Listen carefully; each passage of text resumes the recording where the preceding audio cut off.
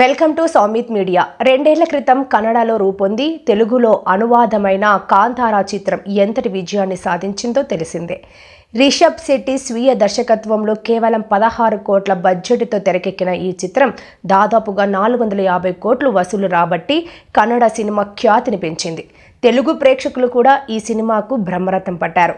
ప్రస్తుతం ఈ సినిమాకు ప్రీక్వెల్గా కాంతారా చాప్టర్ 1 రూపొందుతున్న విషయం తెలిసిందే. కదంబుల కాలంలో సాగే కథాంశంతో ఈ సినిమా ఉండనుందని తెలుస్తున్నది. రిషబ్ శెట్టి దర్శకత్వంలో హోమ్ బలే ఫిలిమ్స్ పతాకంపై విజయ్ కింగర్దూర్ నిర్మిస్తున్న ఈ భారీ పీరియాడిక్ డెవోషనల్ యాక్షన్ థ్రిల్లర్ శరవేగంగా చిత్రీకరణ జరుపుకుంటుంది. దేశవ్యాప్తంగా భారీ అంచనాలున్న ఈ సినిమా ఎప్పుడు విడుదల అవుతుందా అని సినీ అభిమానులంతా ఆసక్తిగా ఎదురు చూస్తున్న నేపథ్యంలో ఎట్టకేలకు ఈ సినిమా రిలీజ్ డేట్ను చిత్ర బృందం ప్రకటించింది. వచ్చే ఏడాది అక్టోబర్ 2న కాంతారా చాప్టర్ 1ని విడుదల చేయనున్నట్టు ఆదివారం మేకర్స్ ప్రకటించారు.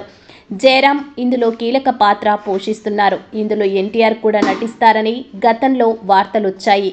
రిషబ్ ప్లాన్ చేస్తే కాంతారాలో భాగం అవ్వడానికి తనకేం అభ్యంతరం లేదని తారక్ కూడా అన్నారు. మరి ఏమవుతుందో చూడాలి.